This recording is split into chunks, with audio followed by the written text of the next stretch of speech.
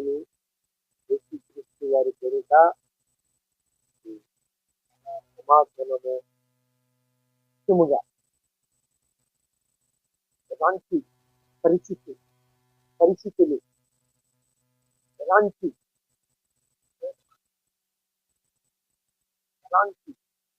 కీడులు అనేక రకాలైన పరిస్థితులు చుట్టుముట్టినప్పటికీ మరి ఆ యొక్క పరిస్థితి నుండి మనల్ని ప్రభువు వారు రక్షించునుగాక. ప్రభువు నుండి దేవుని బిడ్డలారా ఈరోజు ఒక భక్తునిగా ప్రవర్తగా ఉన్న ఆయన ఎలాగా ఆయన మారిపోయిందో మీకు దృష్టికి తేవాలి. ఇప్పుడు కలుగుతున్న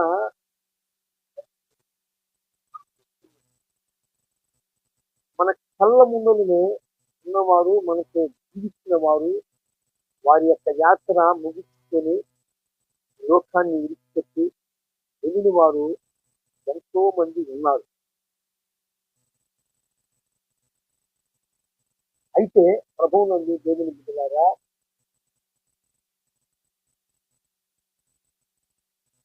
ఈరోజు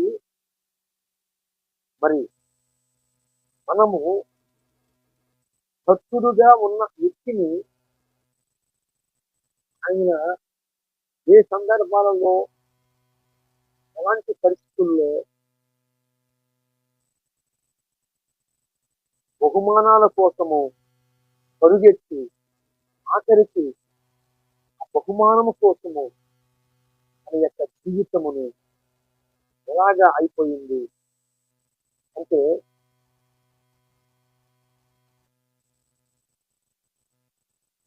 అంటే మనము చూసుకుంటే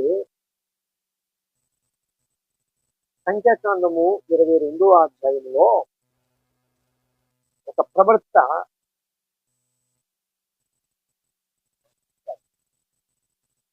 ఆయన పేరు బిలాము. ఈ బిలాము ఎలాంటి వ్యక్తి అంటే కొంతవరకు దేవుని మీద ఆధారపడి కొన్ని సందర్భాలలో దేవుని మీద ఆధారపడిన వ్యక్తి ఆయన మీదనే మరి మన మనసు నిలుపుకోకుండా బహుమానము కోసము పరిగెత్తి ఆఖరికి ఎలాగా తయారయ్యాడంటే యెహోవా దూత తన ఖడ్గము దూసి శోభలో నిలబడితే ఎలాగా మోసపోయాయి అంటే దేవుని మాట ఇప్పుడైతే వినకుండా మరి తెలచెవిని పెట్టాడో ఈ బిలాము బహుమానం కోసము పరిగెత్తాడు. ఈనాడు మనం చూస్తున్నాం చాలా మందిలో చాలా రకాలైన పరిస్థితులు చుట్టుముట్టుకున్నప్పుడు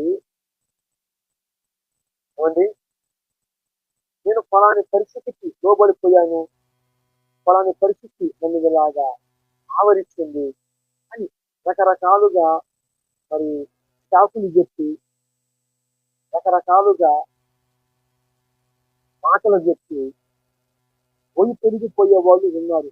యేసు ప్రభు వారిని నమ్ముకొని యేసు ప్రభు ద్వారా మాకు లబ్ధి కలగలేదు ఉన్నవి అనుకుంటే ఇంకా ఎన్నో శోధనలు మమ్మల్ని స్నేహించాయి. ఈ యేసుని బట్టి ప్రాణాన్ని బట్టి మేము ఆ శోధనలో మేము మరి జయించలేకపోయాము. ఈ రీతిగా మేము యేసు ప్రభు వారిని విడిచిపెట్టాము అని అది మనకి చెప్తూ ఉంటారు అక్కడక్కడ. ఈనాడు సభ్య సమాజము ఏమైపోతుంది, ఎలాగా ఉంది అంటే ఆశ్చర్యం ఏమున్నది ఏమండి? యేసు ప్రభు వారు చెప్పిన మార్గం ఏమిటి? నా ద్వారము, నా మార్గము ఏంటి? విశాల మార్గం కాదు, ఇరుకు మార్గము. ఇరుకు మార్గమున ప్రవేశించడానికి అనేకులు పోరాడతారు కానీ దానిలో ప్రవేశించేవారు కొద్ది మందే అన్నాడు మత్తయి సువార్తలో. స్పష్టంగా 4 సువార్తల్లో 4 రకాలుగా ప్రభువు వారే తెలియజేశారు. ఏమన్నాడు? విశాల మార్గము ఉన్నది, అది ఇక ఇష్టము లేదు, హద్దు లేదు, ఆపు లేదు, ఎలాగనైనా జీవించవచ్చు. కానీ నా ద్వారము, నా మార్గము ఇరుకు ద్వారము, దీనిలోకి అనేకులు ప్రవేశించాలని చూస్తారు కానీ కొద్ది మంది దీనిలోకి ప్రవేశిస్తారు అని చెప్పారు. అయితే ప్రభువు నన్ను దేవుని బిడ్డలారా, బిలాము జీవితం ఎలాగ ఉంది ఈనాడు అదే సమాజంలో ఉన్నవారంటే ఇలాగనే ఉంది. ఏదో బహుమానాలు కలుగుతాయని, దేవుని వస్తాయని, యేసు ప్రభువు నమ్ముకుంటే ఏదో జరుగుతాయని, అవి జరగకపోతే వాళ్ళ కోరికలు నెరవేర్చకపోతే వీళ్ళ వెంటనే ఇక ఏమైపోతున్నారు అంటే ఈ కరుణాకర సుజన లాగా ఏమండి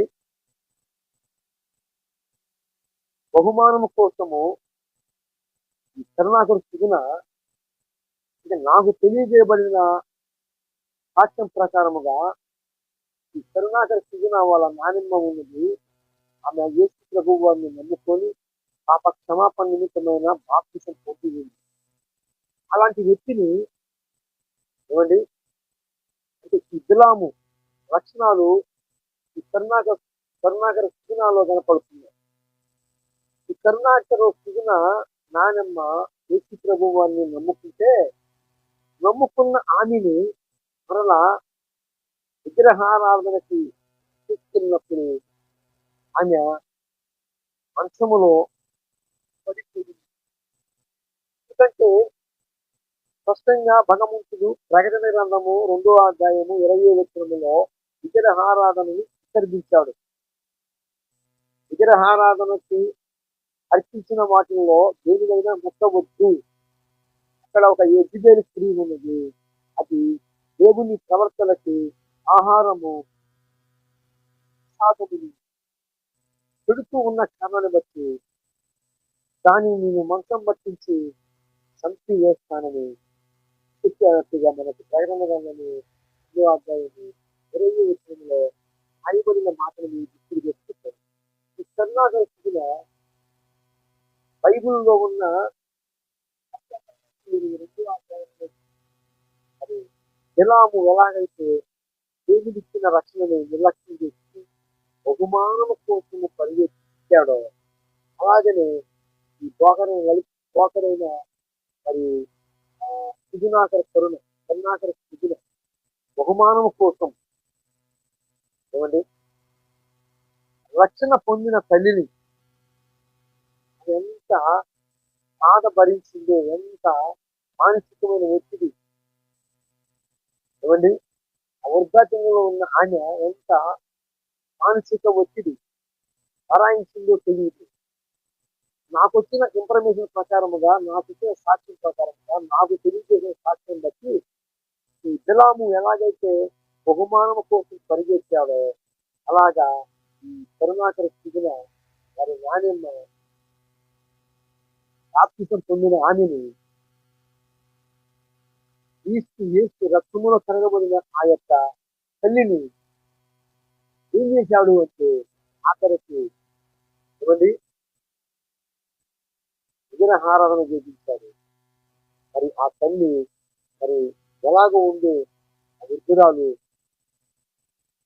నాకు ఇంకా తెలియబడలేదు. ఆ తల్లి కోసము నేను ప్రార్థన చేస్తున్నాను. ఎందుకంటే ఆమె యేసు రక్తములో కరగబడిన ఆమె. అయితే ఈ కరుణాకర సుజన బహుమానాలకి దేవుని ఇచ్చిన ఆ యొక్క రక్షణని ధృవీకరించి ఏమండి? నాణ్యతని విగ్రహారాధన చేయించినప్పుడు అది మంచంలో పడినట్లుగా నాకు తెలిసింది. మరి నేనైతే ప్రార్థిస్తున్నాను. మరి ఆమె ఎలాగ ఉందో తెలియదు కానీ మరి ఆమెని ప్రభువు వారి మరొక తరుణములో ఆమెని స్వస్థత పొందినట్లుగా ఆయన హస్తమును ఆమె మీద పెట్టినట్లుగా ఆయన సహాయం చేయనట్లుగా నేను భావిస్తున్నాను.